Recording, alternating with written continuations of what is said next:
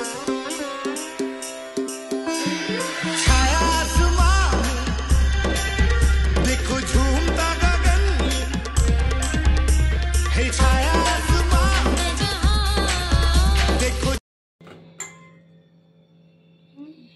বন্ধুরা, সুতোবাস kitchen with ব্লগে আজকে আমি এসেছি কাঁচা আমের বার্মিস আচার।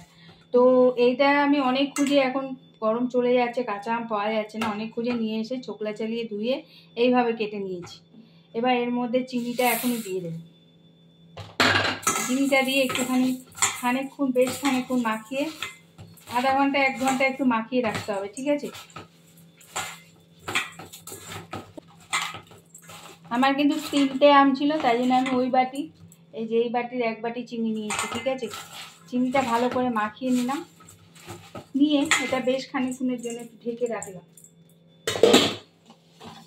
ততক্ষণ আমি দেখিয়ে দিচ্ছি কি কি নিয়েছি। এখানে নিয়েছি ভাজা মশলা, ধনে জিরে শুকনো লঙ্কা একসাথে ভেজে গুঁড়ো করা, যেটা করা থাকে আর কি। আর এটা এখানে একটু চিলি ফ্লেক্স নিয়েছি একটুখানি গোলমরিচের গুঁড়ো, চাট মশলা, আর একটু হলুদও যাবে, সেটা করার সময় দেখতে পাই। আর একটুখানি আদা নিয়েছি, আদাটা রস করে দেওয়া যায় কিন্তু আমি গ্রেট করে দেবো, ঠিক আছে? আর নিয়েছি একটু ভিনিগার। তো চলো এবার আমি রান্নাঘরে যাবো। না, একটা প্যান বসিয়ে দিয়েছি আমি, আর এটা মাখিয়ে রেখেছি। আমার কাছে একটু সময় কম হলে আমি আধা ঘন্টা মাখিয়েছি, তোমরা একটু বেশিক্ষণ মাখিও সময় থাকলে। সব শুদ্ধ আমি দিয়ে দিলাম।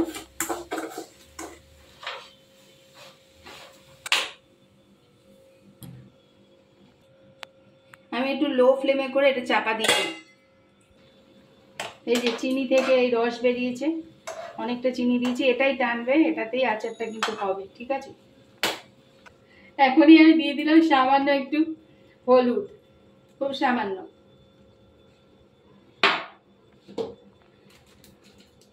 আর আমি একটু চিলি ফ্লেক্স দেবো,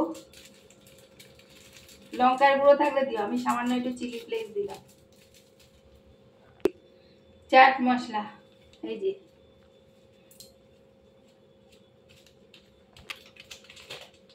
গোলমরিচ,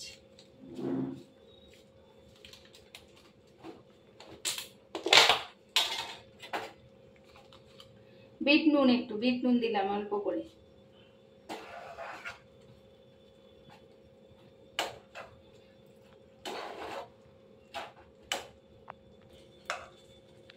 মশলাগুলো দিয়ে খানিকক্ষণ করে এগুলো একটু উল্টে দিলাম।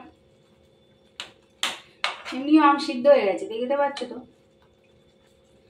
জলটা পুরো টানবে। এখানে আমি একটুখানি আদা গ্রেট করে দিয়ে দেবো, রসও দিতে পারো, আমি একটু গ্রেট করে দিলাম, কারণ এগুলো মুখে পড়লে ভালো লাগবে। আদাটা গ্রেট করে দেওয়ার পর আমি দেবো 1/2 চামচ ভিনিগার। এই যে ভিনিগার দিলাম,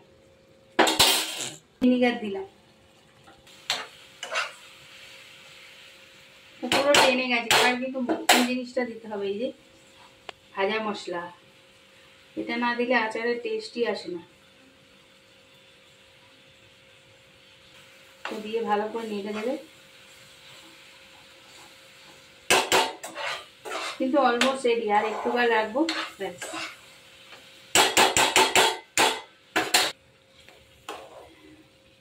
দেখো রেডি হয়ে গেছে কিন্তু কাঁচা আমের বার্মিস আচার।